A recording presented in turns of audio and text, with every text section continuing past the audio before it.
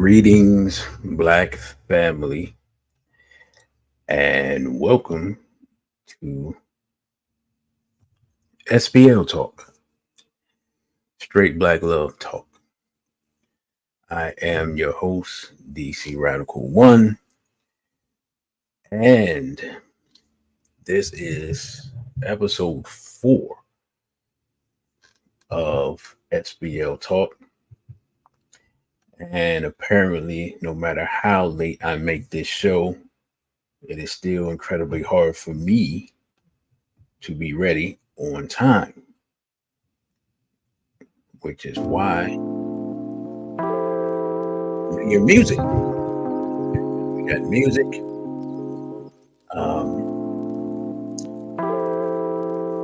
Yeah. So I am,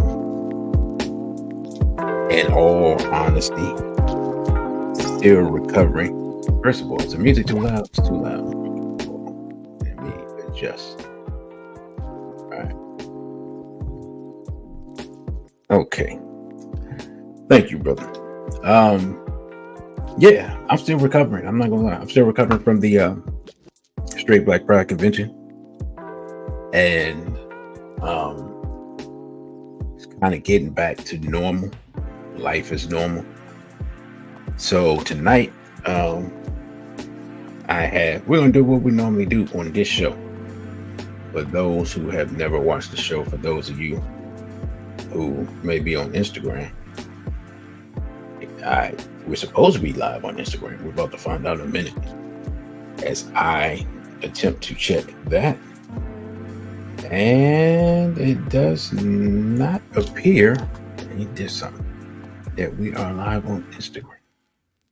Oh no, we are. Or are we? Wait a minute. All right, we are live on Instagram now. At a slight malfunction. So I'll look to see who's on there or who comes on there because people are just showing up. All right, now let's see who's in the building right now. Got BB 4-Day Straight Black Pride, the brother Elijah, Straight Black Pride sister Nina, BB 4-Day Straight Black Pride, the sister Najee, and of course the great brother You Got Ripped Off. On the Instagram side of things, we got Plant-Based Rob, greetings to you. Soul Rider, K Akil 4, and Kadir. So greetings to you all over on the Instagram side. If you would like a better view and you're not using your mobile device, you can come on over to the DC Radical One YouTube page and join the conversation there. Or you can stay over on the Instagram side. But what I would simply ask for those who are watching on Instagram is don't be afraid to go to the DC Radical One YouTube page and subscribe and like this show if you enjoy it. It doesn't cost you anything except a few minutes of your time. But it doesn't cost you any money. And nothing negative is going to happen by you subscribing to my channel. Because you already follow me on social media anyway. All right, so let's get into this discussion, right? This is episode 4 of SBL Talk, and it says, the womb that picks the father determines the greatness of the nation. Tonight, as you know, SBL Talk is a Black love discussion show. And we know there's a very limited amount of Black love going on right now. And let's just be honest. Black people are only produced when Black men and Black women decide to engage in the activities that produce Black people. This is how it works. I know you've been told a lot of different things, that it works some type of different way or something like that. But no, that's how it works. That's the only way that you get Black people. So, with that being said, and with Black survival being a priority in my life as a member of Straight Black Pride movement, that's why I decided to start having these discussions weekly. It's every week, 9:00 p.m. on Thursday. And we have, I lay out for the first hour or so, lay out the parameters of the discussion, and then we go from there. And I just realized that I did not add the rules to the show in this presentation. But yeah, I'm gonna look them up while I'm on here, and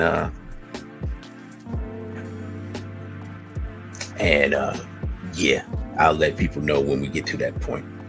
So I was rushing, and obviously I didn't have everything in order because I just remembered that. So let's get into the slides. We always start with the slide presentation, and this show always starts with our now finalized and solidified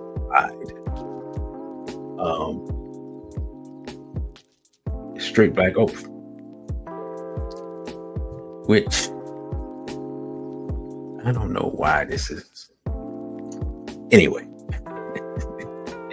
y'all forgive me. I'm distracted by my own failure. I'm just being completely honest. Like, boy, I don't have things the way I want them to be. And now I'm frustrated looking at them because I had time to do this and it's not correct. And I can't blame anyone but myself, which is the most frustrating thing of all. Be that as it may, let us move forward. The Straight Black Oath, or the Straight Black Pledge. I pledge allegiance, and y'all can say it with me if you read it or not. Think it in your mind. But it says, I pledge allegiance to my straight, black, and proud ancestors and to the culture and traditions which they founded. I vow to practice those traditions of straight black love, family building, and nation building to the best of my ability, using all of my life's energy, intelligence, and creativity. I also vow to do everything in my power to protect Black men. I still haven't corrected that. Black women, and especially Black children, from sexual abuse, homosexuality, exploitation, and miseducation, as long as I am physically, mentally, and spiritually able. Lastly, I vow to fight against any force, physical foe, ideology, or philosophy which threatens the straight Black pride culture, regardless of origin. This I pledge in the name of my African ancestors and the divine creator. Ashe. And from now moving forward, every Straight Black Pride event starts like that. So if you come to a Straight Black Pride event, you can be sure that that's how we start. And brother, you got ripped off. You're probably busy, but please remind me to correct the slides for the Straight Black Oath when you get a chance. Like, remind me like tomorrow during the day to send me a text or something so I can have that ready. Anyway. So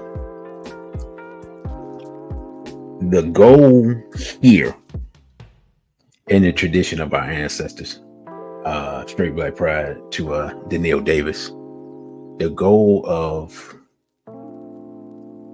this discussion, and I see we got some more people over on the Instagram side. Greetings to Conscious Kim. I believe that's ISK Princess. And let's see, somebody else came in. Eric Netcher. So greetings to you all over on the Instagram side of things. Now, the goal of this discussion is to find solutions to repair the relationship between black men and black women in order for us to build a strong foundation for liberation.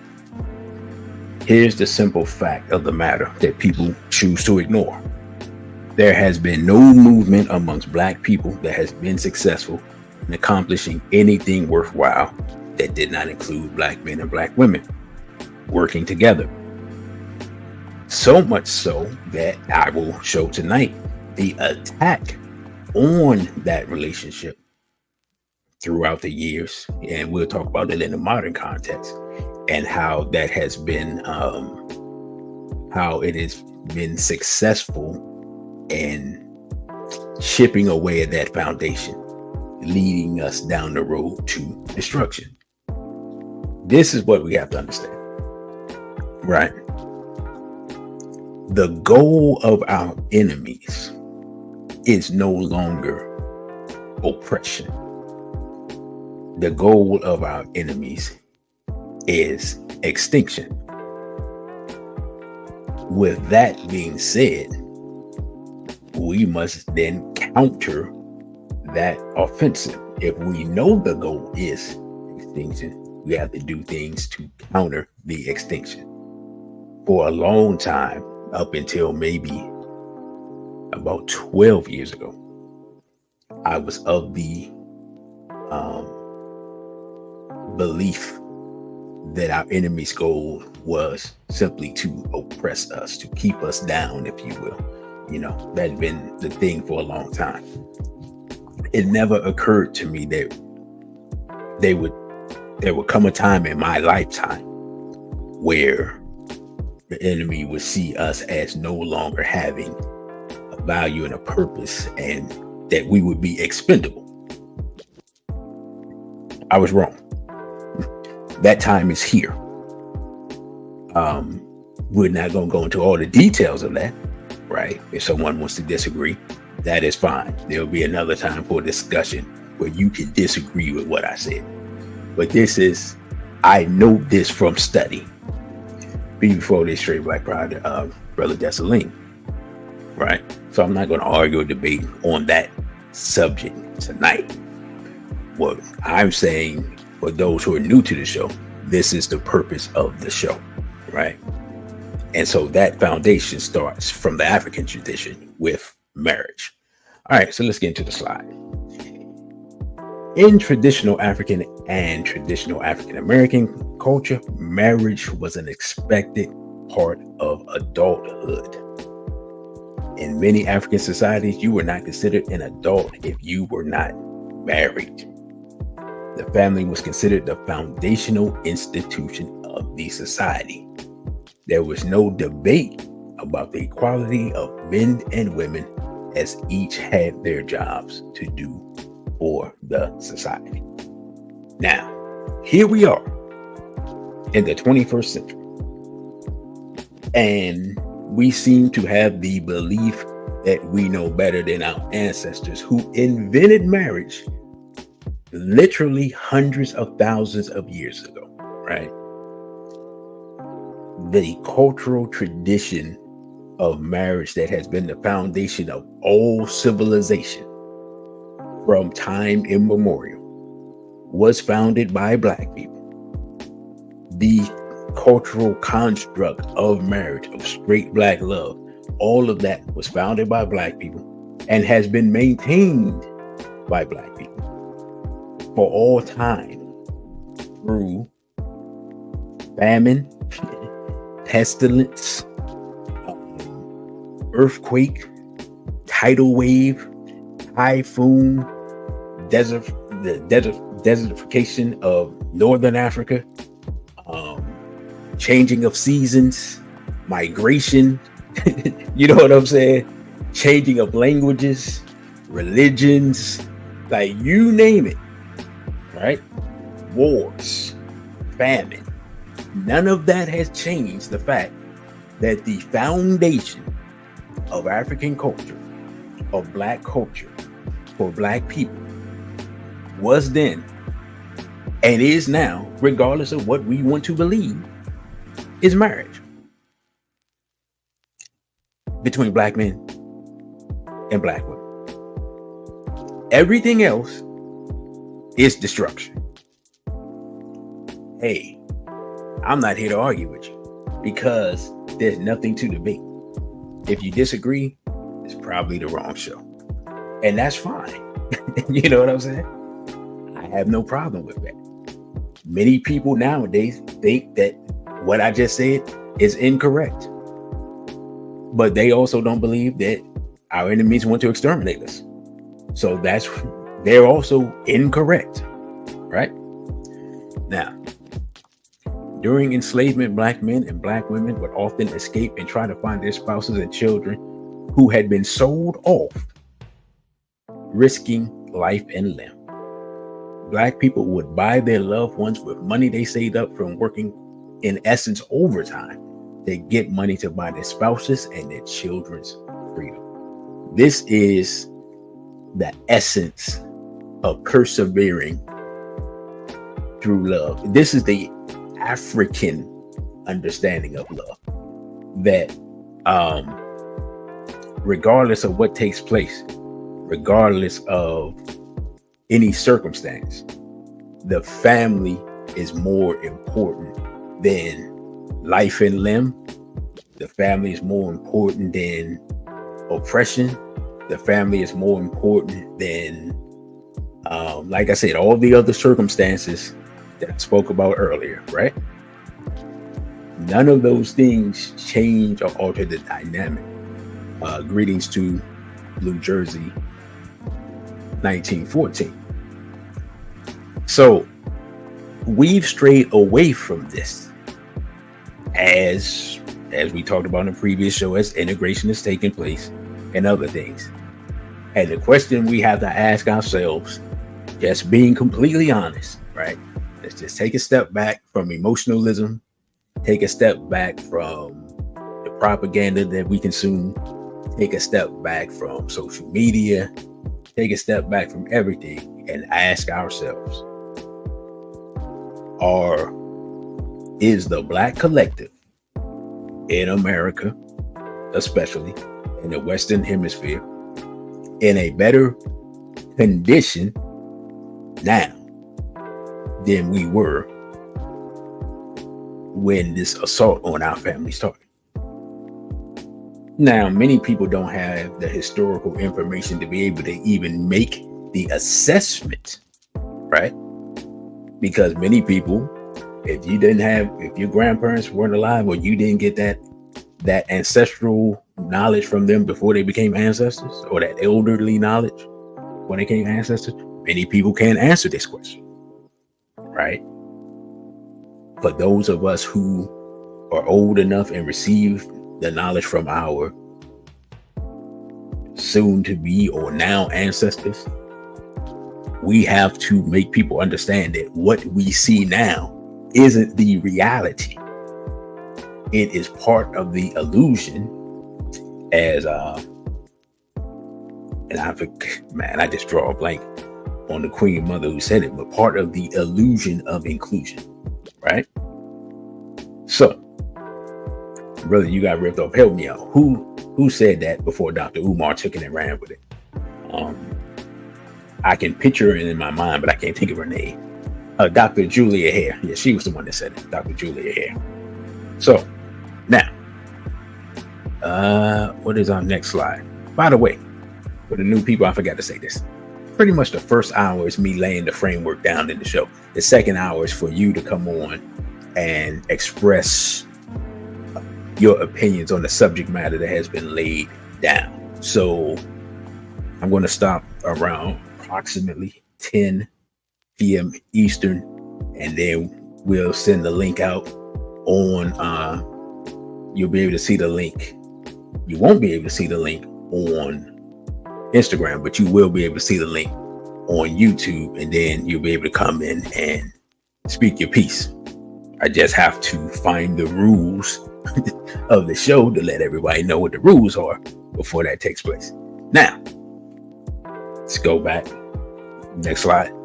the historical attacks on the black family, right? The attack on the black family being in the Kaffa lines where African men and women were separated. For those who are not familiar with the Kaffa lines, you see this picture here where we were tied together and marched from certain parts of the continent to the shore or to the slave dungeons like Elmina, and separated. Men were separated from women and children. Sometimes the men were separated from the women and the women were separated from the children. Many times, women and children were attacked. And y'all know what I mean by attacked. Can't, trying to evade the YouTube censors, but you understand what I'm saying. The attack on black women and on black children started here. And this is in many ways the root of the discord between black men and black women, right? Because this was the first time in our history that black men were unable to protect their women, right? Because again, if you're tied up and chained up and your wife is tied up and chained up, and even your child is tied up and chained up, sometimes the child would just walk with the mother because the mother is walking in this direction, so the child simply walks in that direction. And a beast, a two-legged beast, decides to take your woman off, or even your daughter off, to the side of the road or off into the woods or whatever, to have their way with them, and you can't do anything about it. This is, of course, this violation of the woman is devastating in a way that can't even really be expressed, right? And the outgrowth of that is a whole nother discussion that we'll have next week on taboo subjects. But the way it affects the men, or affected the men, and I believe still affects the men to this day, is a sense of powerlessness and frustration, and kind of set the psychological seeds for us to, in a way, try to remove the responsibility from ourselves for our women, since we couldn't in that time properly defend our women. BB488 to Sister Simone. Then we just took it upon ourselves as a psychological defense mechanism, in a way to not make it our responsibility, right? So I even see this nowadays, to be completely honest, where you'll see in the comment sections of some like red pill content on YouTube, right? And you'll see guys be like, yeah, we can't save the community anyway, so we should abandon the women, and such and such and such is black women's fault, and black women decided to side with in essence with Yurugu, so they own and this and this and that. Now let's be honest, some of this is rank cowardice. It's just rank cowardice, It's a lot. To use some old school words, it's a lot of suckers running around, right? They don't want to face our enemies, but they don't want to say it either, right? So they just blame the woman, and that's fine. Like, hey, all right, let's be honest, because again, part of SBL Talk is to keep it 100. Are our women at this moment doing the things that need to be done in order for our people to survive? Yeah, not really. Right? I mean, people are reproducing, so yeah, we're kind of surviving numbers wise, but as far as like productive things that help us advance, not so much. Just saying. But is that only the women's fault? Is there an enemy,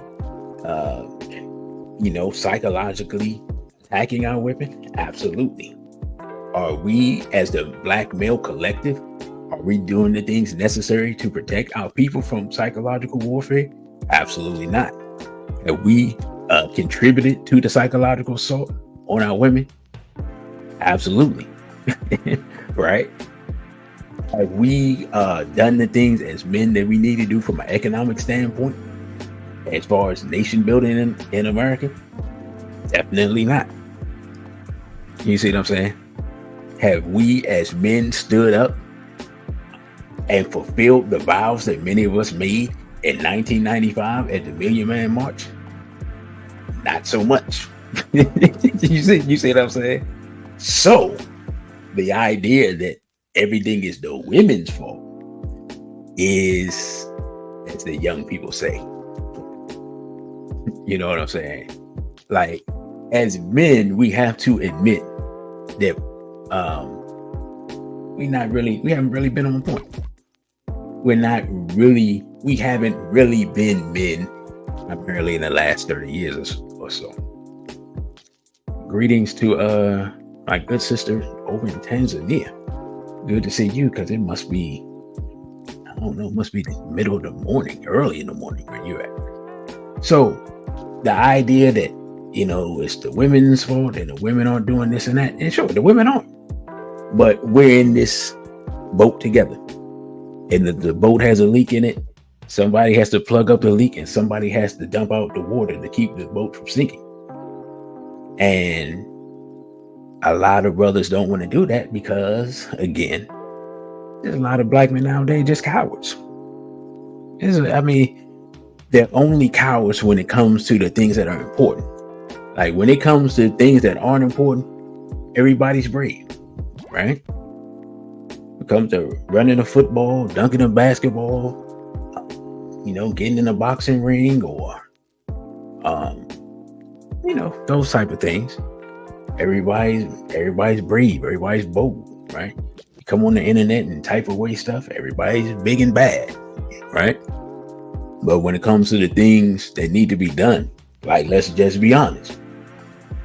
When we were having the police terrorism issue, there was a lot of hesitation on what should be done. And then, let's give credit where it's due.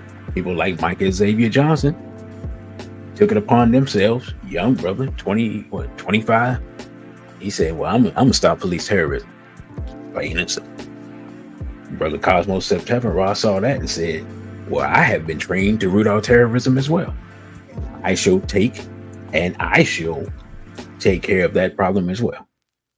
And they helped. And then there was other brothers, because, other brothers were like, well, I didn't know terrorists weren't bulletproof. Now that I know that, I'm going to test that theory, right? So, when that took place, that was an advance in Black manhood in the modern era, right? So they stepped up for us, and then the brother, he had a great mobilization effort.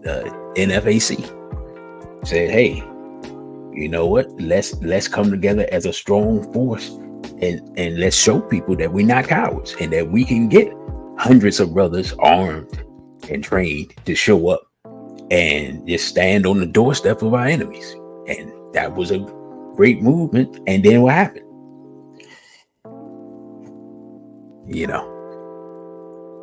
One day I'm gonna do the mobilization and organization lecture to talk about that. But those were times when we stepped up as men, right?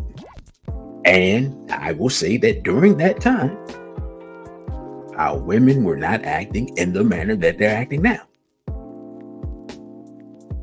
Things have changed, because all of those times, that's been 6-7 years ago now, right? So you have a new generation of people who have come onto the scene, and they barely remember these things, even though they were only, less than a decade ago. Anyway, let me get back to the slides. Our enemies know that our strength as a people comes from the family, and it is a family that allows us to pass down our culture and traditions. Ancestral memories passed down preserve our natural survival instincts. Without this, we are sitting ducks for our enemies. Right? And as we see right now, our survival instincts have been short-circuited. Like we're doing things to not survive right now. Like we're doing things against our survival instincts at this moment. Now, we're going to deal with the African conception of love. And if our sister's still in the building, I am going to have to get an interview with, I'm going to have to message them, because there's a beautiful Black couple that's living in Tanzania. That's a beautiful example. And I need to interview them one day. We'll get that done soon.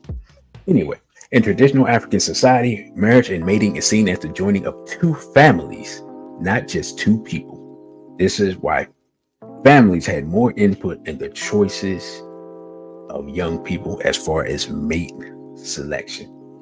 Here's what we don't. Nahila and yes, sister. Nahila and Bobby. That's a wonderful couple. They're a beautiful example. And definitely got to get them on so people can see the reality of African love. Thank you for that. Yeah, this is something that we don't think about nowadays. Like when you're dealing with trying to find a compliment, finding out about their family is imperative. And sometimes you can see, you get a glimpse of the future by looking at their family. It's a true story, right? I don't think I've ever said this publicly, but when I was a teenager, and there was a circumstance where I had a crush on a female, and there's a reason why I said a female, and I did say a young lady and so forth. So some of you all gonna be like, wait, what? Yeah, it happened. Anyway, so it so happened that I got to see this person's mother, right? And my ace at the time, my homeboy, was looking at her mother and was like, he just looked at me like, bruh, that's your future right there. And I mean, not to be disrespectful, but everybody doesn't age well, if you understand what I'm saying. And it was at that moment that I knew that I wouldn't make another choice. You know what I'm saying? So I just say that as an example. BB Fournier, Straight Black Pride, Sister Farnessa, who's always on time for SBL Talk, her favorite show.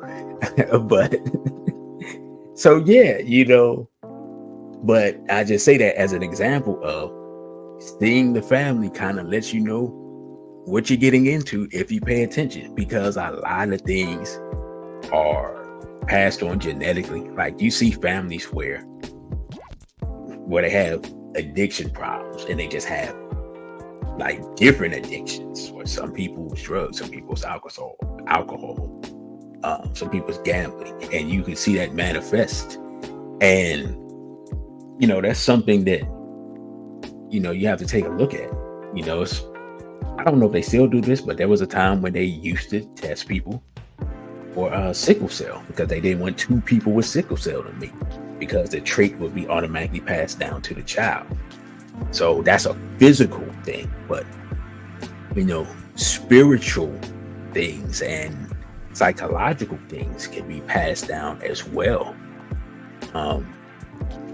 How people, like, there's a reason why people from certain classes didn't mesh with different classes of people, because they felt like the traditions that they set and the way that they dealt with money and the connections that they had and so forth and so on were it would be hard to bring a person of a different class into that setting, right? Oh, okay. Greetings to We Charge Colonialism. Glad to see them over on the Instagram side.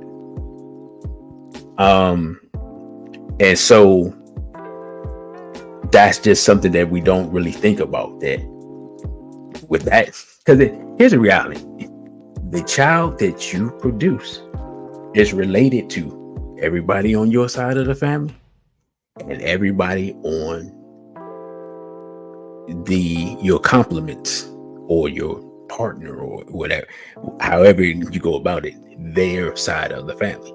And you're going to get a mix of those genetics, and you're going to get a mix of those strengths and those weaknesses. But in the modern context, that's not something that we think about, and we see the results.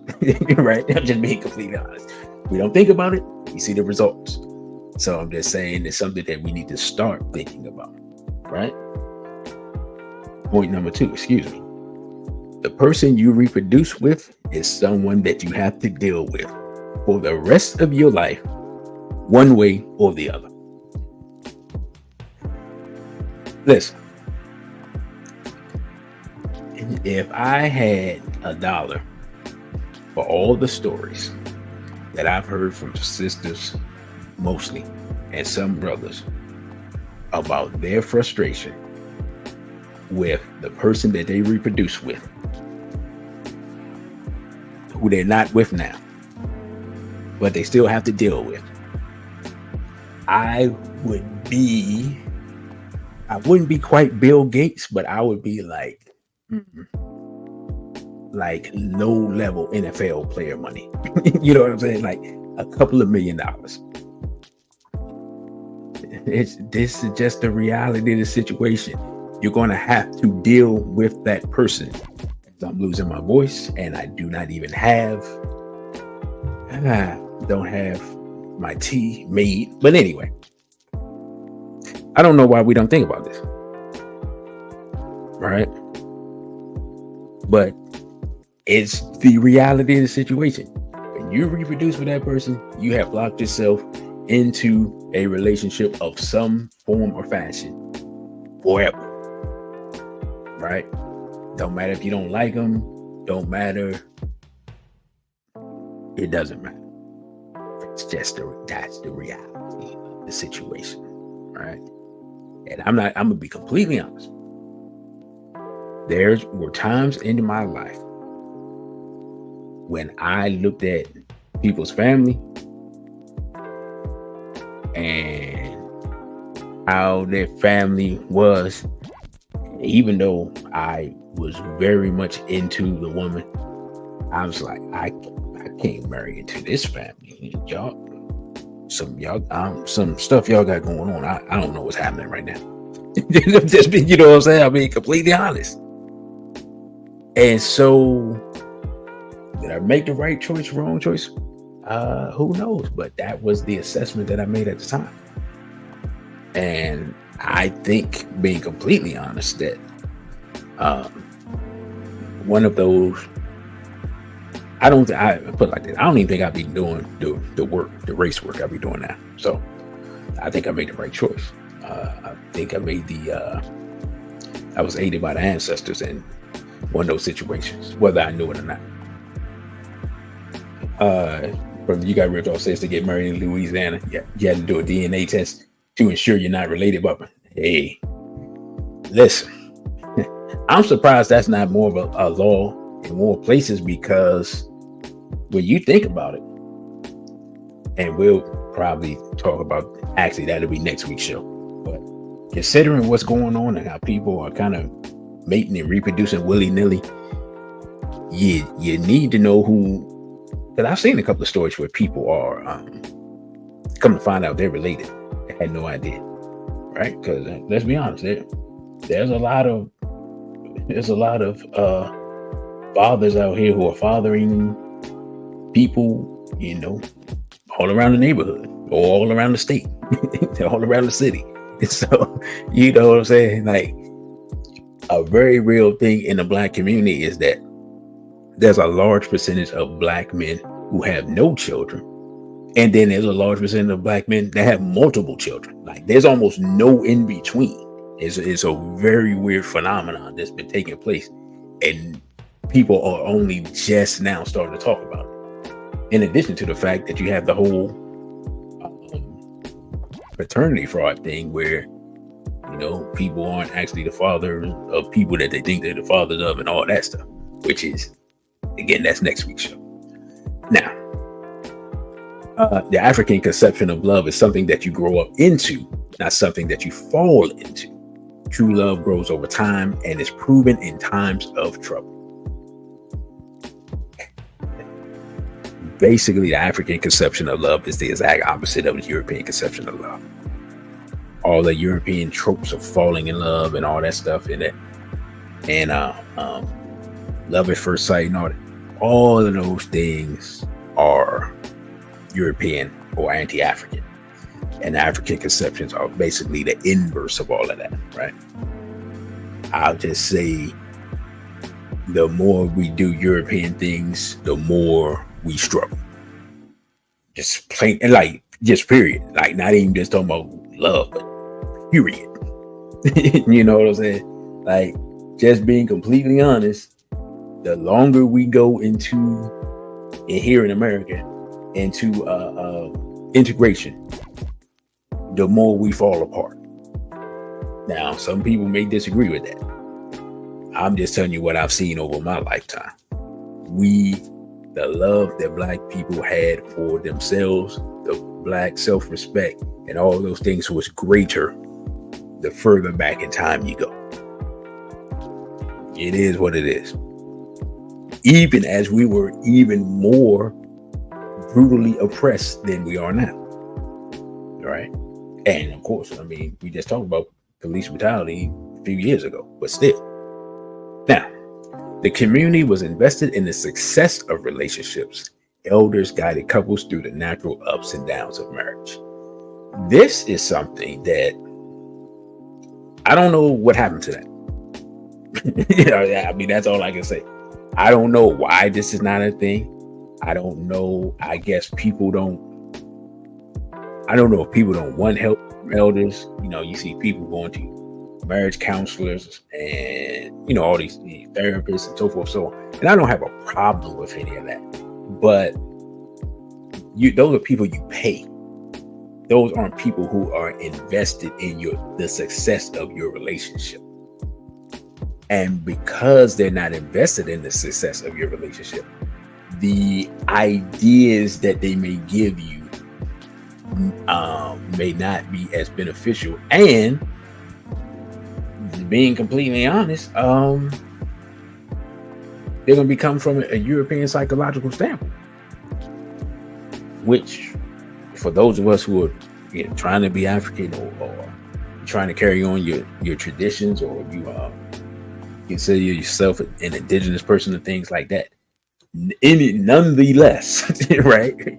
All of those things are the antithesis of the European conception. So if you're trying to do something, native or indigenous or African or however you want to put it, and you're going to a person with a European mind, they're probably going to do as much harm as they do helping, right? And I've even seen stuff with therapists and relationship coaches and stuff like that talk about how difficult it is to do the work now, because now this is just from what I've seen. Sisters don't all leave the show, but they said a lot of black women aren't used to any constructive criticism, and they see everything as an attack, so you can't tell them that.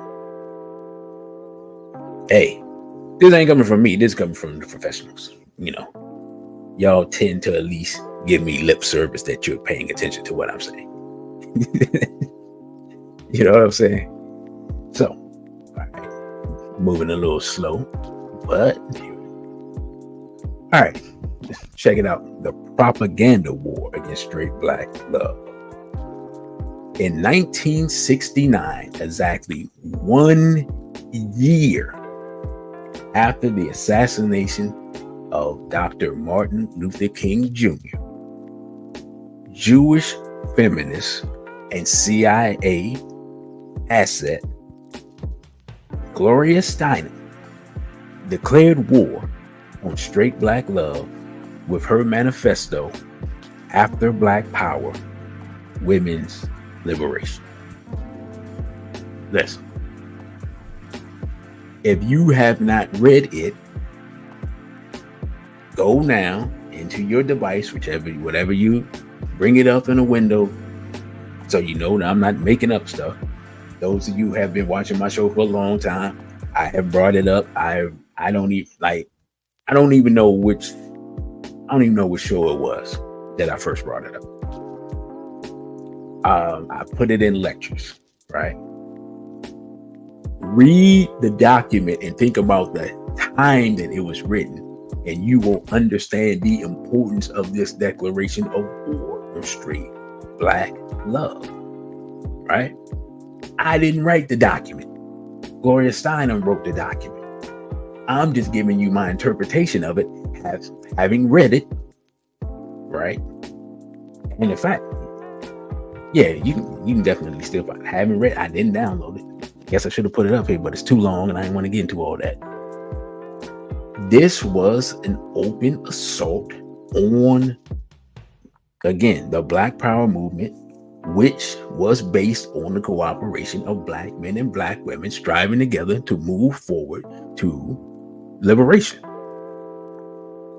right? Because again, she said after Black Power. So in other words, we're going to remove Black Power and implement women's liberation.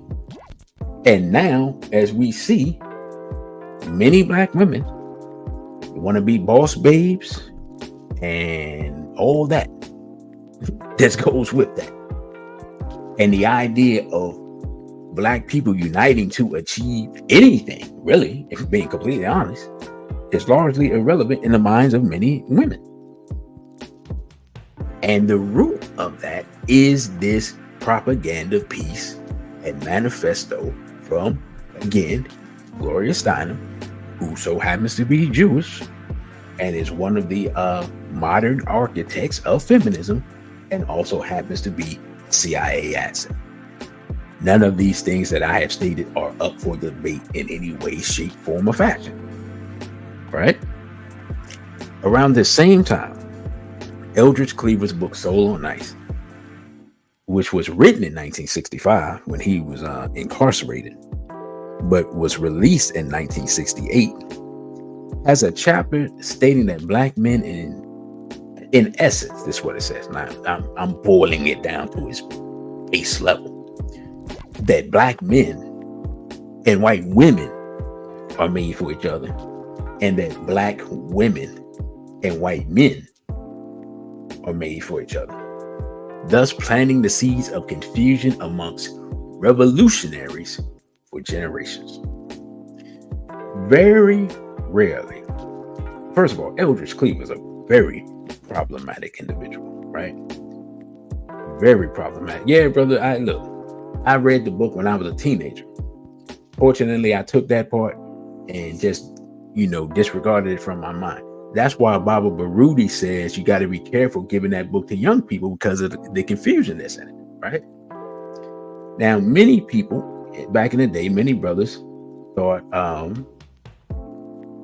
greetings to Worldwide Erica and James Anthony Clement and Shorty Black. But back to Eldridge Cleaver over on the Instagram side. Back to Eldridge Cleaver. He's a very problematic individual. First of all, he was a violator of women. And it may have been in Soul on Ice, but he was saying that he would violate black women to prepare to be a violator of European females. Look, come on, man. If there's one thing that we cannot have in our movement of any type of progress, is people who violate our women or our children, right? So that's why That's why I don't rock. I've never rocked with Eldridge, and I never really understood how the Panthers really could keep him around. That dude's problematic. I don't like that dude. You know what I'm saying? Like he should be an example that we point to and say, don't be like this person. Not a person that we put posters up of and tell our children to read his book. And what'd you say, brother? You say Jason Black uses him as his profile pic. I tell you something.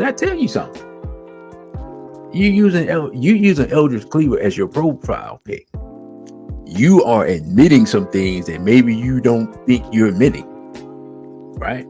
Now, I don't know nothing about Jason Black, but that tells me something about his psychology. I'll tell you that much.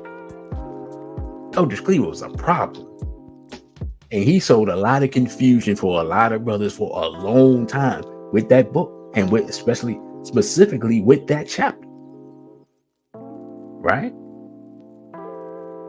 So I'm not even going to recommend that you read the book, but just know that I'm not lying about it, because I read the book. I read the book 30 years ago as a teenager. You know what I'm saying?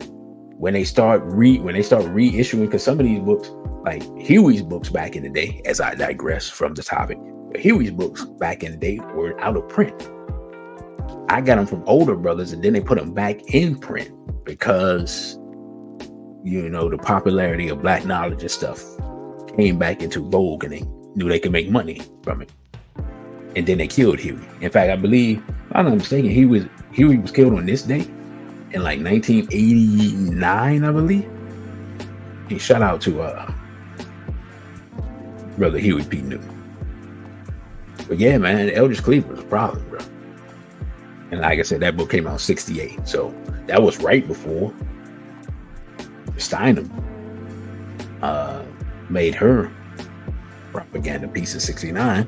And then in the 70s, you have the rise of the blaxploitation movies, which put the whole Pimp and 304 aesthetic and lifestyle, that popularized that in the Black community.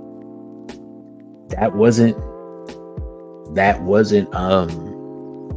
up until that point, that wasn't our thing. That wasn't something that was big in the community. Not to say it didn't exist, but it wasn't. And that thing comes up out of slavery. What is that movie?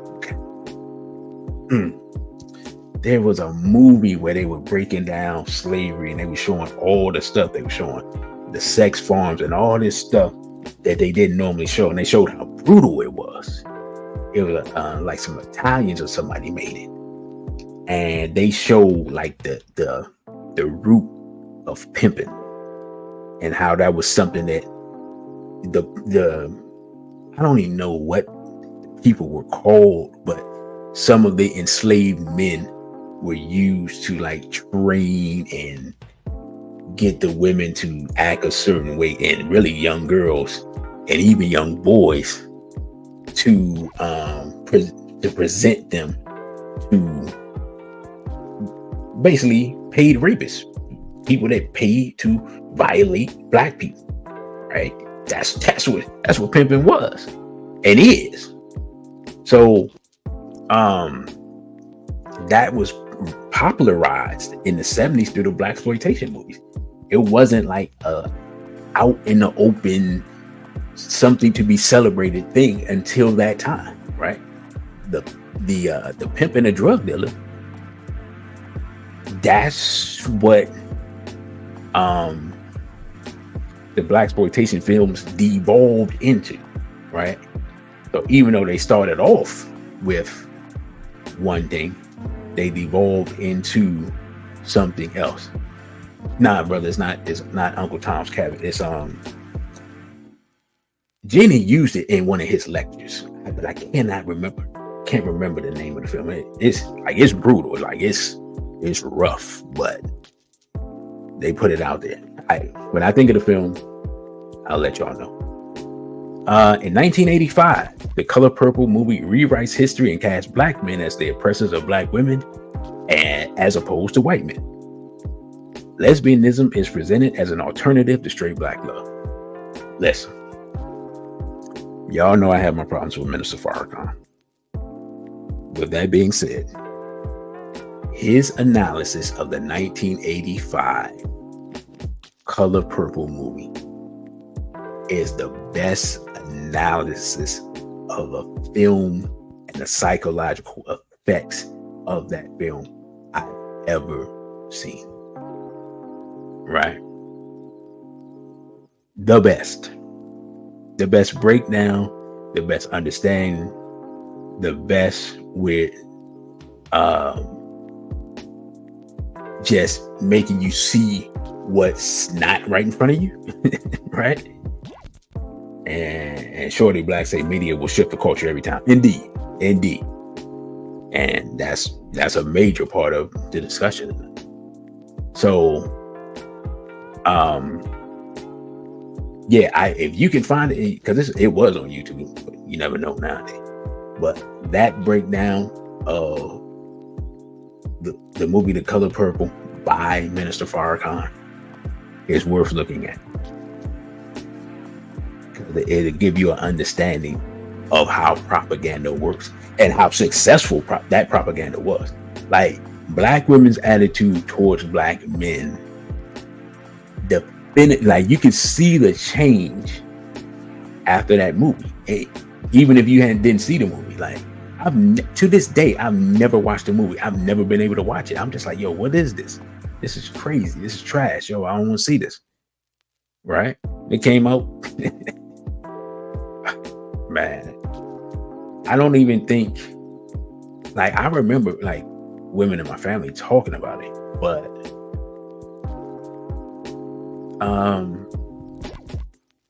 I guess it would be coming on cable and stuff like that later on.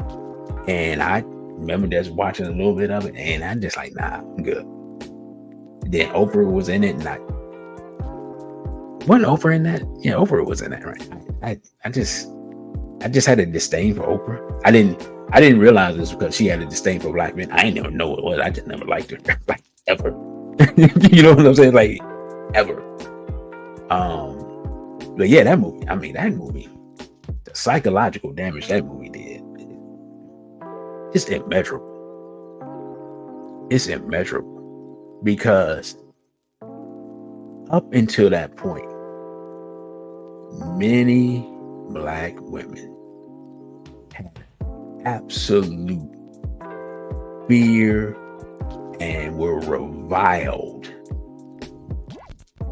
by European males. Like, they didn't trust them. They didn't like them.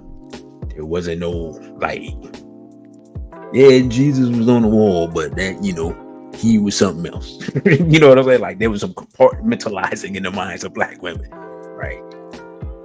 Jesus and Billy Bob was two different people. That Color Purple came out, and man, it like, that laid some seeds for some self-destruction and some gender warfare. I mean, I still hear women making points, and I know that those points come from that movie, and it's just like, that's not true. That's not real. But one of the things that's happened is a lot of people don't have access to their grandparents, their great grandparents. They didn't ask them about things while they were alive, right? About how things were. And then, I'm not gonna lie, some people, they just came from dysfunctional families. And so that was their story. But for me, nah. I didn't have that story. My grandparents were together until both my grandfathers transitioned. My grandmother, she loved my grandfather till the day that she transitioned. Right? Like, we would talk, she'd tell me about the stuff. So for me, those concepts and that stuff was foreign. Now, am I just fortunate? I don't know. Right? Anyway, this philosophy of degrading black women would reemerge from the blaxploitation era through hip hop in the late 80s for groups like 2 Live Crew and NWA. The psychological and sonic assault on Black women would continue for decades, culminating in the creation of Sexy Red, Megan Thee Stallion, Ice Spice, Nicki Minaj, what's a Puerto Rican chick? You know what I'm talking about. Puerto Rican brother. Her. Yeah. All of them. Right. Man, look. We're here to teach truth, right? We have, when I say we, I'm talking about the Black man, have allowed and engaged in a sonic and psychological assault on our own women via hip hop for 35 years or so, approximately. Now, has there been some pushback and have there been some counters to that? Be before they straight Black Pride, the brother Kevin. Cardi B, thank you, brother. Right, her. Yes. Did we see the what was the movement in the 90s? The musical movement in the 90s. The neo soul movement. So we did see people like D'Angelo, Music Soul Child, Maxwell. And I'm just speaking about the men making music, expressing love. And what was that brother? Made the song Soul Sister. I can't think of the brother's name. So there were some brothers who were countering that. But as far as hip hop, let's be. It's funny now because everybody hates them. But let's be honest. Greetings to Ultimate Muscle 2001 over on the Instagram side. But let's be honest. Like people like Ja Rule, people end up making fun of him and stuff like that, but those songs were somewhat beneficial to counterbalance the onslaught of negativity towards women. Bilal, thank you, John Public. Yeah, Bilal, that brother. So those things were beneficial because at least somebody was showing our women that it was still love for Black women out here, and showing men that you could be masculine and still love a Black woman. Like, we got this weird concept that hats have put into our mind that you can't be masculine and love Black women, right? Like, it's this weird thing. Some of our strongest brothers love Black women. Huey P. Newton, Bobby Seale, Malcolm X, Malcolm X's father, Marcus Garvey, John Henry Clark, Dr. Ben. Dr. Ben loves some Black women, let me see. And so forth and so on, right? We got ancient kings in Africa building gigantic statues to their woman, right? Sometimes they had multiple women, but only one woman got the gigantic statue. You know what I'm saying? Like, they like, yeah, I love women, but this woman I love more than all the rest of them. Respectfully, right? But we have this weird thing now where we're scared to express the love for our women because we don't feel like it's masculine, but we expressing some love for our homeboy in a way that ain't really masculine, but we think it's masculine. And let's be honest, a lot of jailhouse culture has walked outside into the street, if you understand what I'm saying, right? So we can't sit around and look at the Sexy Reds and Megans and Ice Spices and all that. I saw, I don't know how this, I don't even know what Ice Spice is, like racially or whatever. But I saw, she's trying to give a performance, right? She's wearing this dress, if you can call it that. It's like might as well have been a long shirt. And she's trying to sing or rap or whatever she does. To be honest, I'm not really familiar with her music, you know what I'm saying? And she can't even perform because the thing is so short that it's like riding up, and she's like trying to pull it down, while she's trying to walk, and it's just, oh, thank you, brother. Yeah, I'm way out. I'm just glad I didn't tell y'all that the show's only gonna be an hour and a half, because that was my goal. But as we see, we kind of weed past the point. But anyway, back to Ice Spice. Yeah, I'm being long-winded tonight. And yeah, she couldn't even do a performance because what she was wearing was just, it wasn't even comfortable. It was just right. But I'm just using that as an example of just being commoditized to show black women as nothing but sex objects.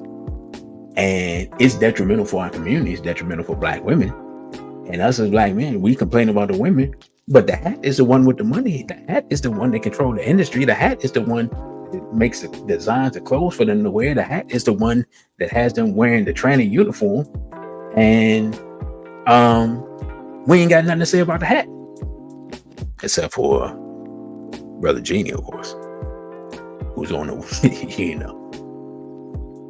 So we talk about the women, but we won't talk about the enemy. Right? We won't build our own music infrastructure so that our women don't have to run around calling themselves B's and H's and acting out of hand. Right? Like, we have a hand in this. Like, we're not powerless, but we are powerless because we won't do the things necessary to achieve power. Right? Which is, let's just be honest, it's the job of men. But when you talk about that, brothers don't want to talk to them. You go to the barbershop talking about that. You start talking about that stuff, man. And what you hear? What I've heard for years. Come on, man. Come on, go ahead with all that black talk, bro. Just want to talk about the game.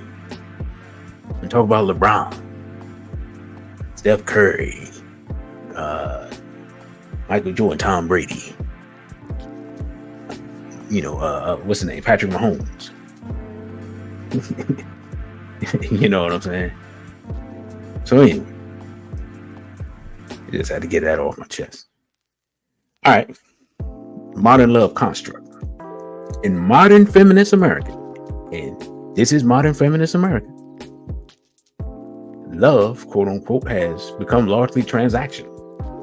Many, quote unquote, modern women focus on what material resources they can get from a man.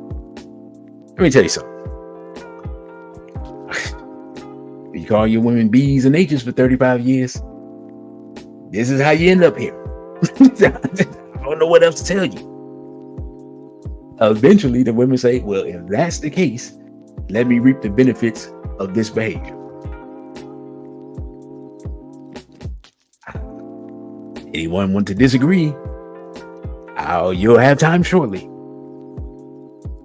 Now, Kevin Samuels popularizes the high-value man concept, which would add more confusion, as other men, that should say men, I don't know what happened there. I was rushing, took the concept and ran with it.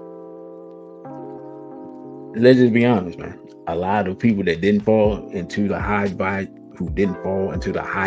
dynamic that Kevin Samuels said are some of the main people propagating it after him becoming deceased, and they've taken and morphed it into all types of things.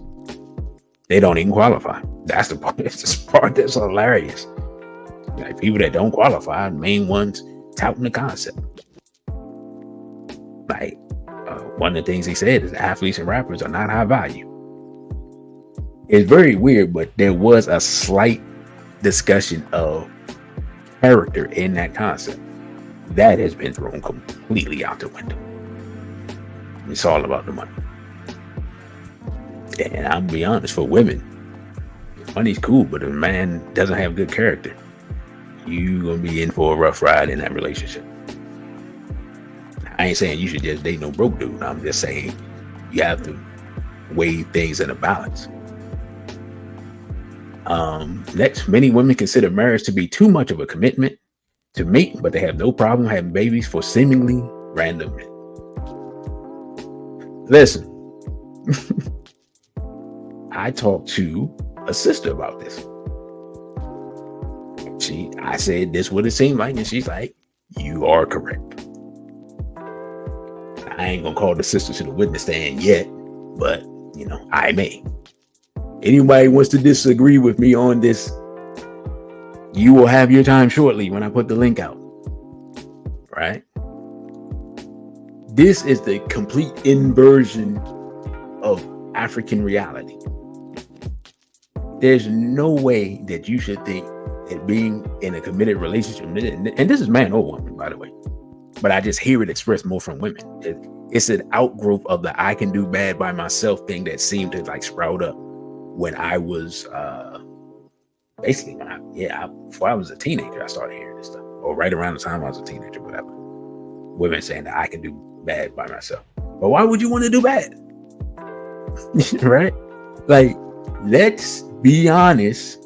Look at the condition of our community, which is a reflection of the condition of our people. And we have to conclude, if we're being honest, that we're not doing well as a people. We're not producing the type of people we need to survive the onslaught that we're facing here in the 21st century, period. Anyone that disagrees with that, just give me a few minutes and we can go from there. Many men have turned into virtual tricks through sites like, as somebody calls it, OnlyFools, and other pay-for female attention groups. Let me tell you something. Here's what's deep. This stuff goes all the way back to I don't know when, but I just remember, if you watch like movies from like the 70s, I think it's the 70s. It's definitely the 80s, but probably 70s too. They used to have a thing, but this only seemed to be in New York. I don't know if this was a thing in other places because I only saw it in the movie, so I don't know. But y'all ever seen those movies? Like, you watch old movies like the 80s and 70s where like the cop is trying to investigate something.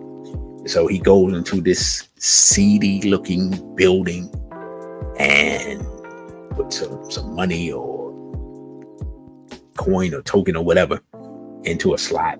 And then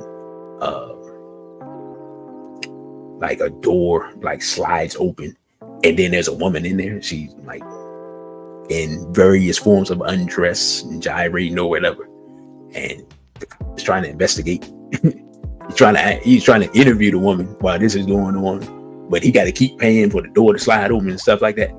Yeah, that's what this new stuff is. It's like, it's the technological advancement of whatever that was called. I don't even actually know what that was called because I've only seen it in movies. But if anybody has any idea what I'm talking about, put a 1 in the chat, because I'm probably doing a horrible job of explaining it. But that idea, which probably goes all the way back to slavery, continues in the modern context with new technology. All right, brother, you got Rico. He know what I'm talking about. All right, cool. Because now that I'm listening to myself, it sounds like I'm doing a horrible job. Peep show. Okay, cool. I don't know why I couldn't think of that, because literally that's what they doing is people. All right, cool. All right. Yeah, all right, a couple of other brothers know. All right, cool. Shit. Anyway.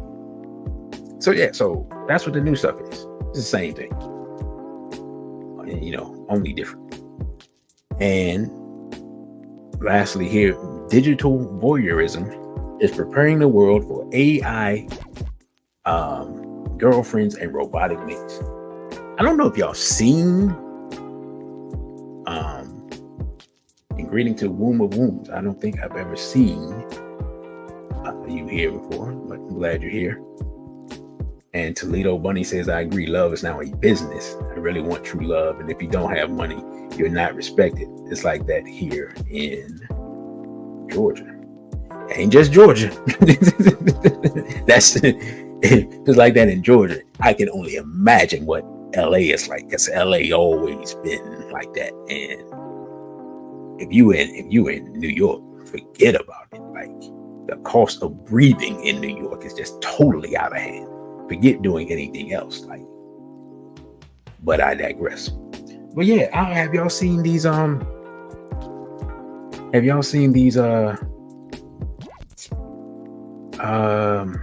you call it? Wow, I'm trying to, so I ain't gonna lie, I'm partially distracted because I'm trying to find something on my computer.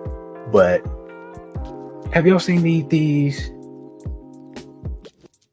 new, like in China, they got these robots, like they're making these robots and they're trying to make them like more anthropomorphic and realistic, and they're preparing to make these things like what's the TV show Westworld? That's what they're working on. Anybody see the show Westworld that came on Max? That's what they're working on. Here's one thing. Look, we all know this, but here's one thing that if you don't know, you know once I say it. Many times movies are made to prepare us for the things that they're working on in the future. It's a true story. Yes, it's that's Japan, where Japan is having a population crash, and they're talking about paying black men like $75,000 or something like that to come over there and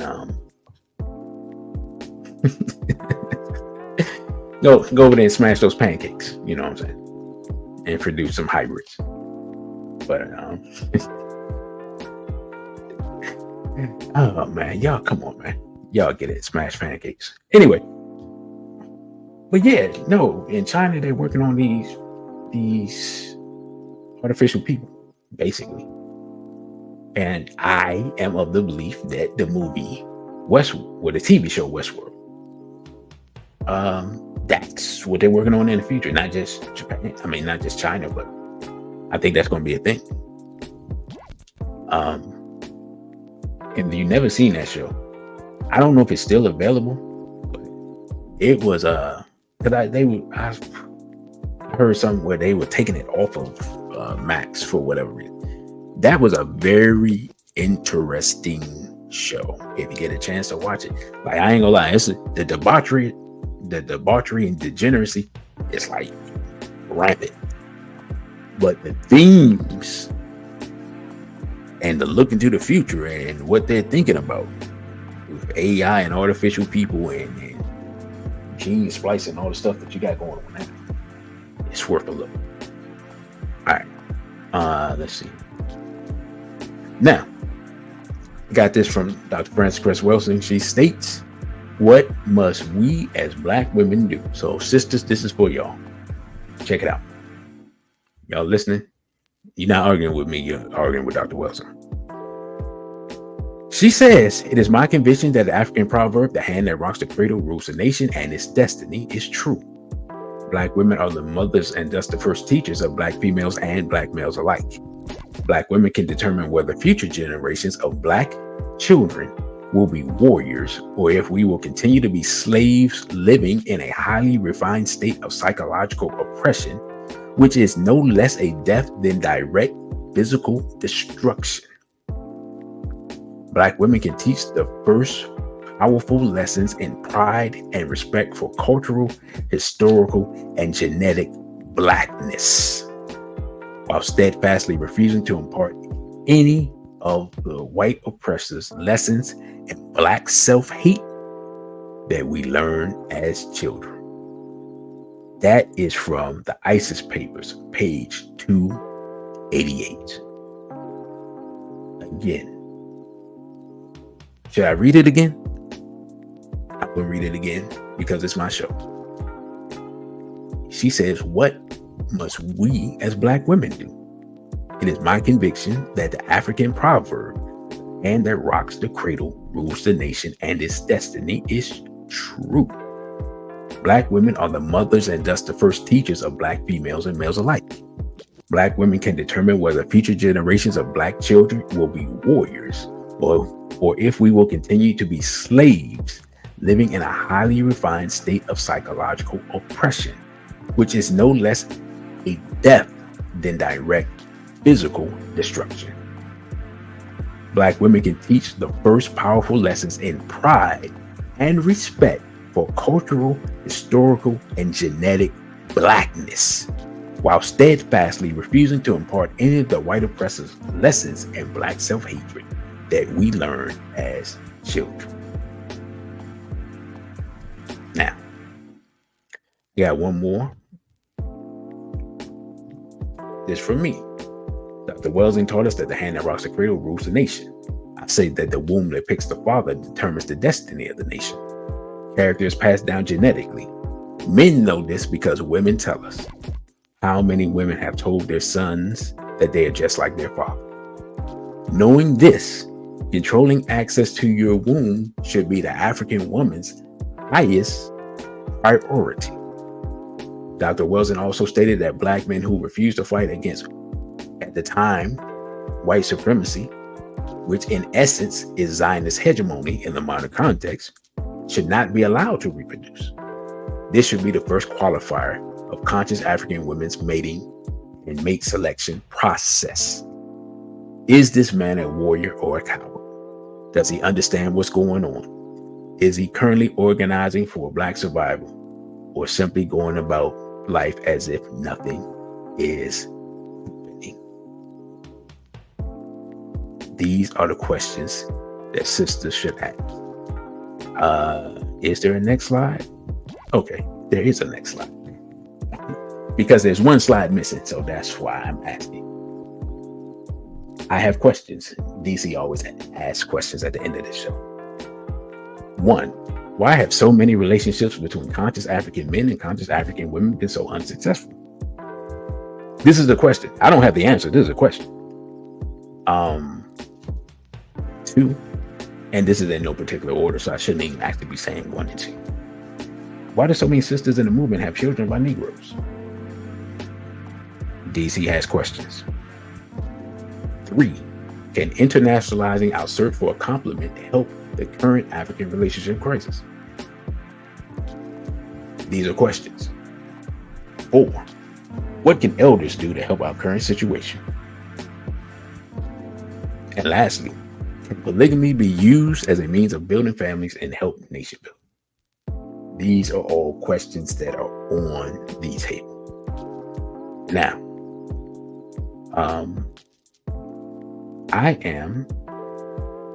here we go. This is the part where we get to interact and you get to tell me what you think, because I put the link in the chat. All right. So the link is available.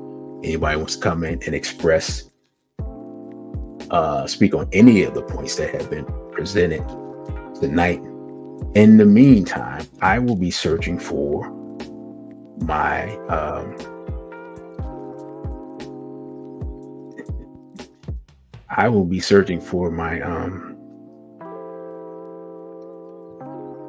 my rules of engagement.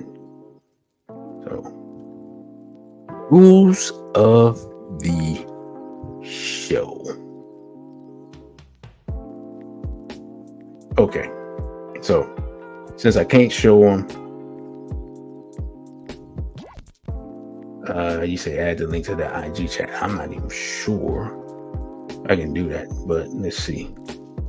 Let me see if I can add the link to the IG chat.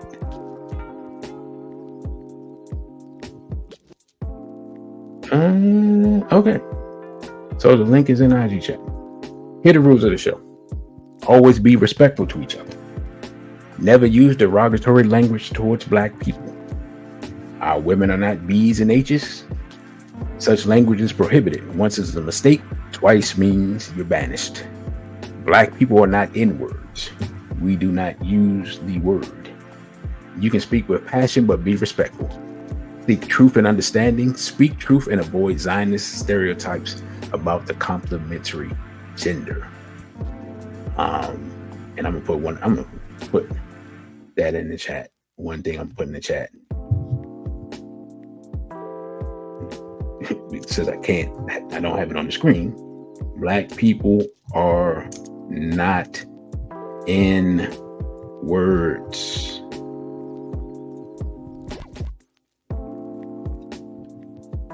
We do not allow such language to be. All right. So I just want to reiterate that. Because going back to Baba Garvey, and I'm gonna do a video on it. Point 11, and I believe this was written in 1920. Baba Garvey said, "We deprecate the use of the N-word, meaning hate, despise the use of the word." Right. So if you claim to be a Garveyite, claim RBG, you claim Pan-Africanism, Black nationalism, you should be against the use of the N-word, because our great elder, ancestor, nation builder, and leader, Marcus Rosai Garvey, and the millions of people who followed him, and especially the 20,000 or so who attended that event, concluded and agreed that we're not N-words. And in fact, that word is a tool of psychological warfare used against us by our enemies. Right? So I wanted to, but I didn't put it here in the presentation because I just made a mistake. Plain and simple. You know, I didn't put it here. Messed up. So I'm putting it here now. You know. And the sister says it's like that. Black people allow other races to use that word so openly. Well, that's because we use it. If we stop using it, then we can.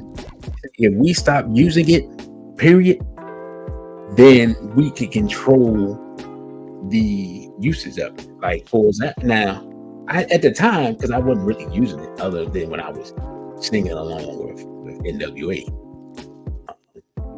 I remember, again, I was, I don't know how old I was a teenager.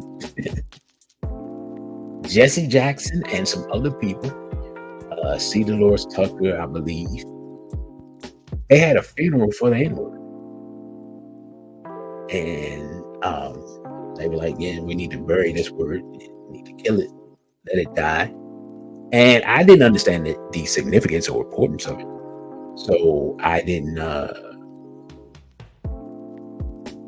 it wasn't that I disagreed. I just didn't understand the significance of it. So I didn't, I didn't have an opinion one way or the other. But they were right. Jesse, hey, look, I'm on the side of truth, regardless. And in that instance, Jesse Jackson, this may be the only time, was on the right side of history. So, again, that's a whole nother lecture or video. I am going to input because remember now, this is the only interactive show I do. Y'all know how I am. Like to hog the mic, like Rakim, soloist. But this show is supposed to be interactive. So we put the chat, the link in the chat. Anybody has anything that they heard that they disagree with or agree with, like to reiterate or expand upon or expound upon, this is your opportunity. These opportunities don't come very often. So I will give you all a few minutes. And it doesn't matter if you're on the Instagram side, or if you are on the YouTube side. By the way, brother, you got ripped off. Don't forget to like, share, and subscribe. You can follow me on my other social media, including Instagram at dc.radical1, on Twitter at dcradical_ONE, on OTW2, which is a Black-owned platform at DC Radical 1. You can donate via Cash App if you find value in the discussion, $ DC Radical 1. And you can email me at dc.radical_1 at protonmail.com. And I still haven't fixed that. So I'm going to do that shortly, because that's not 100% right and exact. So, sister says that I'm flabbergasted when I hear a young Black woman say she doesn't like to be called queen, like saying queen is horrible. Yeah, that is the thing. We got our brother, Black Maggot coming through, so I'm gonna bring Black Maggots on shortly.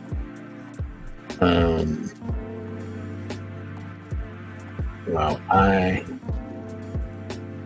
tone the music down a little more. Black Maggots, let me know if you're ready to come on. Just type in the chat that you're ready. You good? All right, cool.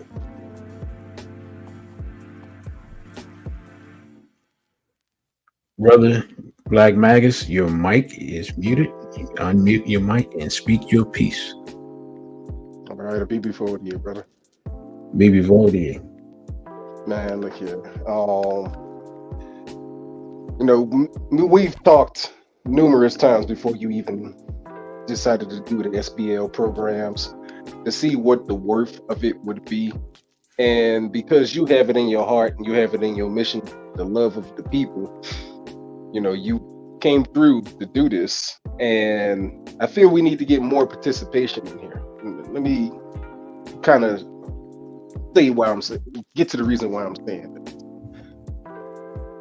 Just leaving DC, I had to examine the strife of what Black people have in DC, right?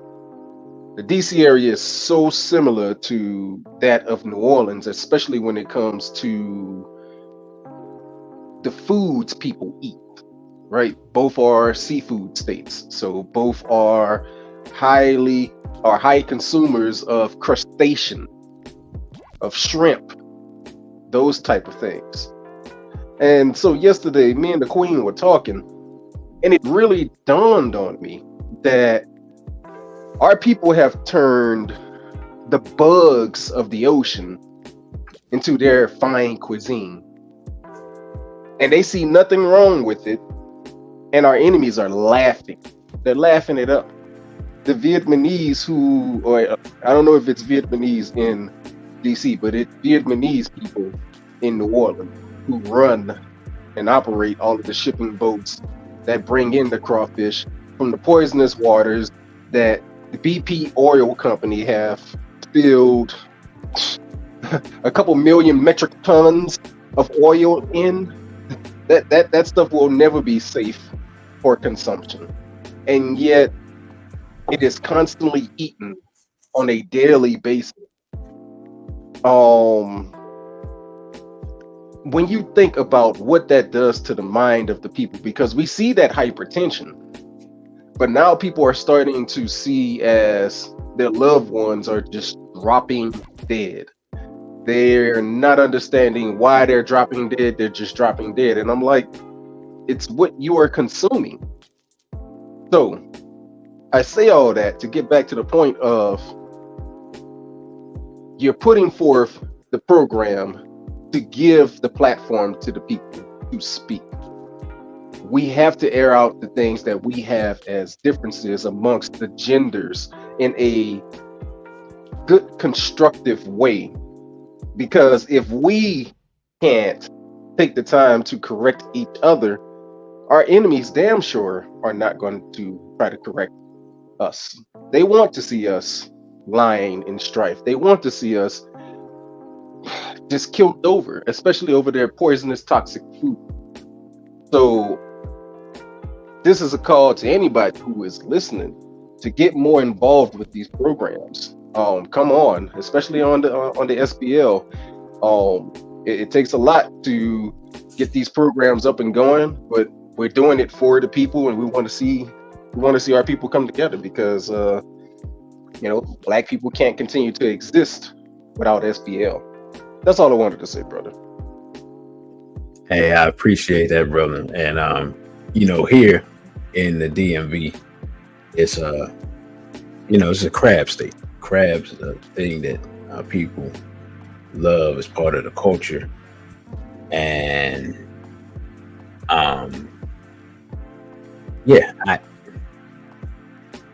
it's part of the culture. You talk about the waters, man. That you can open up a whole nother lecture. That's all. That's all I would say about that. But as important as the physical food we consume is a problem, being completely honest, the psychological food that we are consuming, like the social media that's turned into propaganda against straight Black love, the music, like we talked about, movies and so forth, so on. I think that's more important than the food. I think if we stop consuming the propaganda and the psychological warfare, some of the other things would kind of reset and set us back to a certain point. But I appreciate that, brother. Yeah, these are things we do for the people, and because of where we are as far as on this platform, we don't get paid for our time. That's why I ask the people to simply just subscribe. You don't have to do anything else. We've had a number of people watch parts of the show on Instagram. I'm not sure if everyone is subscribed, but if you are over there, please make sure that you just come on over to YouTube, hit the subscribe button, and again, like and share it with people if you feel that this discourse is has been worth your time, right? So Sister Najee says no woman's goal is to share a man, but polygamy is an ancient tool for rough times. We are going through rough times. Single mothers can join a nourishing family is more notable than only fanning. So, sister, I got to put that up because, and I'm going to be honest, I'm not really the biggest fan of polygamy, but this point here, I'm going to read it again. No woman's goal is to share a man, right? And like that's just real talk right there. It's not a woman's goal, share their man, and there are reasons for that. But as the sister says, this is an ancient tool for rough times, and Black people are definitely rough times. And she says a single mother can join a nourishing family is more noble than being on OnlyFans. Now, some people may disagree. They may think, no, OnlyFans is more noble than that. But I concur with the sister's assessment. And Sister Najee actually got another comment. I think so many conscious relationships have been unsuccessful because we're trying to defy the numbers game. How often does a seed grow in fire? The environment is anti-life and anti-love. Well, yeah, that's true. There's no doubt about that. And that's one of the things you got to keep the forefront of our mind when we come together. Forefront of our minds is we have to understand that we are under attack. It's plain and simple. We're under attack, and coming together to counter the attack is preferable to attempting to survive the attack alone. Like we don't. I'm not saying we don't consider it, but we don't really activate them. So, I mean, I just think that's kind of self-explanatory. But I'm not gonna lie. I mean, it's difficult. It's hard because first of all, there's not a lot of. Being completely honest, there's not a lot of like-minded people, and the people that are so spread out, so they're harder to find. And like social media used to kind of help. I used to see people from different areas get together. Something I tried myself. But yeah, it's difficult, but not impossible. Admitting the difficulty of it grounds us in reality. Just to say, where do we start? I mean, I'll be honest, the place to start, being completely honest, is when groups like Straight Black Pride, not that there are any groups like Straight Black Pride, but you get the point. When we have things like our convention that we have once a year, being around like-minded people is the place to start. Like trying to find a certain mentality amongst people or in places where people who have that mentality shouldn't be isn't a very good idea, right? Like, your brother shouldn't be looking for his queen at the club. I am not saying that there's not some sister that's been dragged to the club that might have a certain mentality and she just been dragged by her friends. They're saying that the mathematical probabilities of that are quite low. You know what I'm saying? So that's the best place to start is when it's to find like-minded people and go from there. I hear a lot of people say that then, there's not that many people in their city or whatever like that. Hey, relocation is always an option.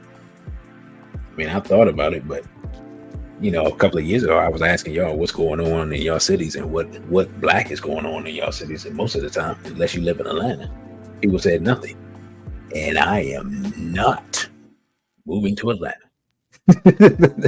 That's never going to happen. You know what I'm saying?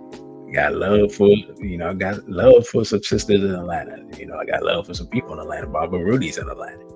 I am never moving to Atlanta unless like the War of Armageddon starts, and that's the last place standing. I'm just being completely honest. Sister Najee says sisters have children by Negroes because there are no rites of passage. No healthy conversations come from elders around the privilege and responsibilities of owning a womb. Sister Najee is trying to co-host the show without co-hosting the show.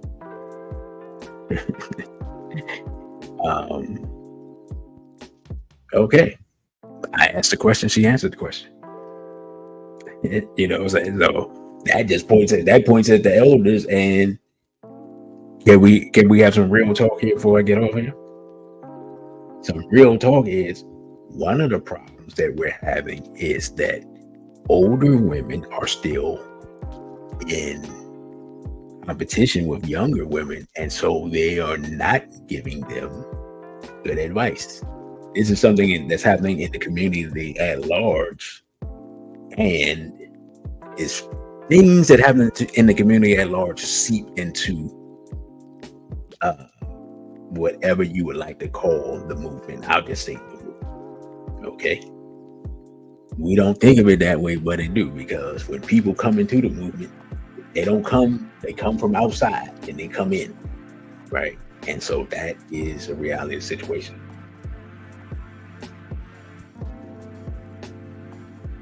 And Brother Kevin says, I don't try to be a relationship expert, but if your compliment doesn't align with your ideology and won't allow you to grow, it'll never work. Let me tell you something, brother. To your point, and I'm just close this out. basically directly at 2 hours, based upon the comments we have on the screen. Yeah, no, I've seen so many brothers taken, either driven or pulled out of the movement because they try to get with a sister who is in alignment with what they believe in, what they're trying to do. I've seen that more times than the number of fingers and toes that I have. So that's definitely the thing. And brother, you got Rick Goff said we had a beautiful 3-day event, having brunch on Sunday with the Watotos running around playing was the culmination of that family synergy. Right. Anybody that's never been to a straight black pride convention is basically like a family reunion. That's the energy. So that's all I can say. And Sister Najee says she's just doing the homework on the screen. Okay. Appreciate you, sister.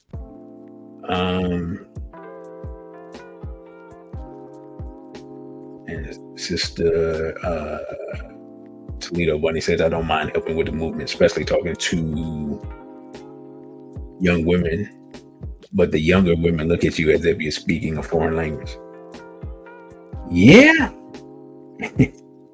And Sister Najee says, we are speaking a foreign language, speaking African values to a Yoruba mind. Hey, listen, trust me, I understand the struggle. You gotta understand, I first started doing this 13 years ago, approximately. True story. I had a brother tell me that I was the devil. I had changed the Bible because I showed him something in the Bible that he hadn't read, even though he was a Christian and I was not. True story. So I understand. I understand the struggle. I don't know if any of y'all been called the devil for teaching.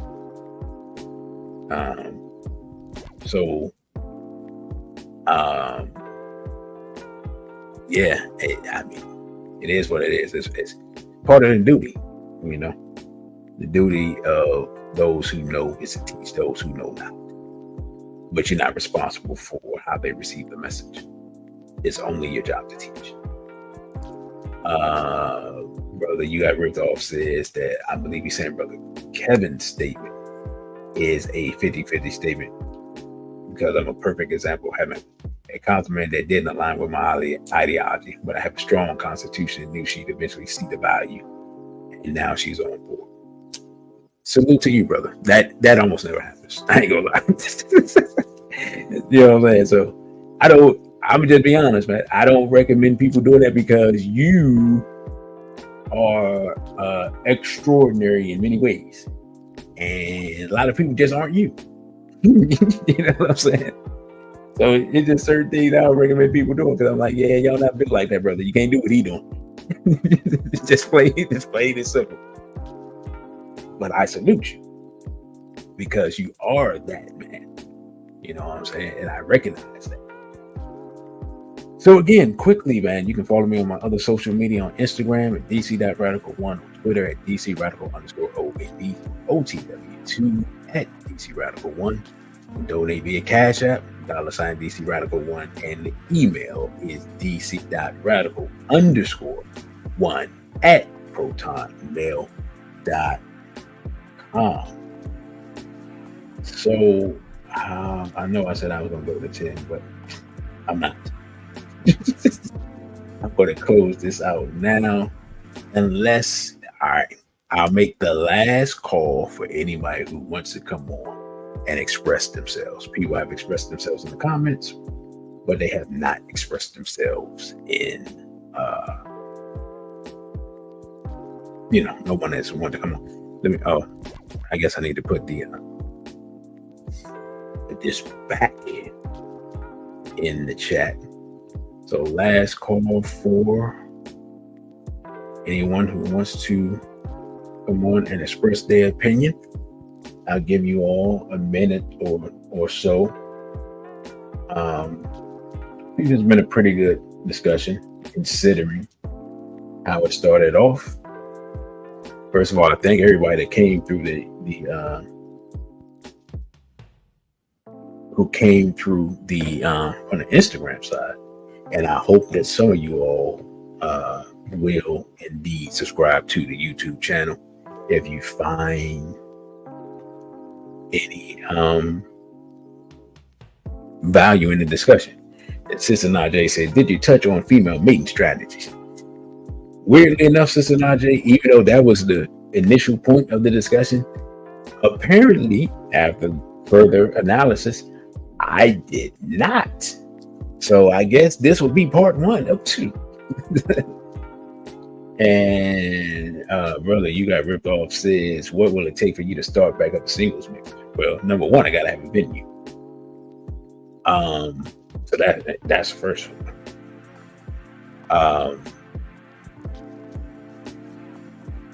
So I'm not even sure there's a place in DC where I can do it, where I have the like I don't have connections that I used to have. Like I knew people that owned restaurants, and they don't have those restaurants, and then other people relationship kind of tenuous. There are people in other cities that I might be able to do something so weird and got to go to a whole nother city to be able to do something. So there are people in other cities that I might be able to do something with. So I don't know. I don't know, bro. I don't know. You know, it's kind of hard to like plan stuff like that when you halfway expect the world to end. You know what I'm saying? So like my planning for the future thing is like I always had one foot in and one foot out, because I'm like literally just expecting something ridiculous to happen. Every since 2020, it's just like, okay, what's the next ridiculous thing to happen? Shout out to Boss. Hey, thank you for coming over from the IG side. So, Sister Najee say virtual mixer. You really asking for something difficult. And then, you know what? I'll put it like this. If it's something that it looks like it's the people desire it, as the people desire it and the people support it, then I'll do it. So it starts here. The more support we get for SBL Talk, the bigger the audience grows for this, the more people like and share it and talk about it and find value in it and donate to the channel and so forth, so on, then the more motivated I will be and the more I will see that people are this is something that people want, right? Because y'all know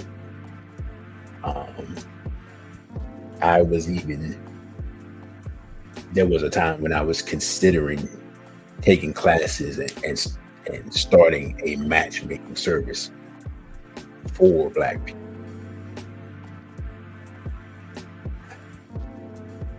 You know, that's been put on the back burner.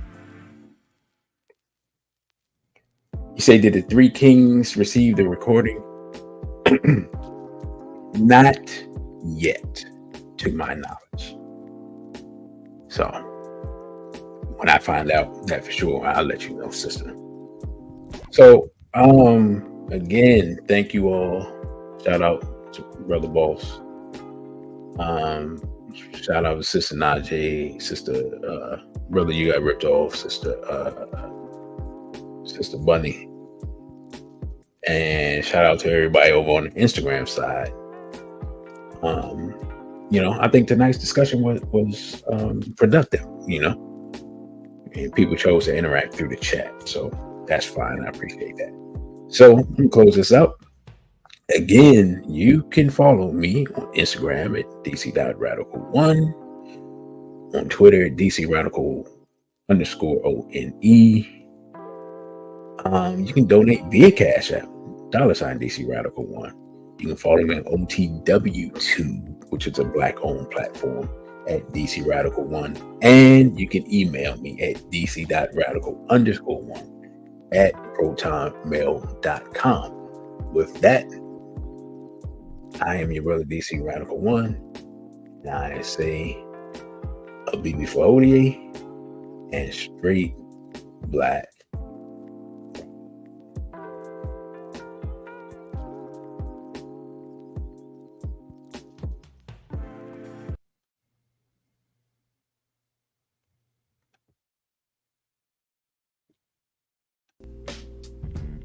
Thank you for watching this video. Don't forget to like, share, and subscribe. Also follow us on our other social media platforms. On Instagram, we're at dc.radical1. On Twitter, we're at dc_radical_ONE. And the Cash App is $DC Radical1. Again, thank you for subscribing. A BB for ODA and straight black pride.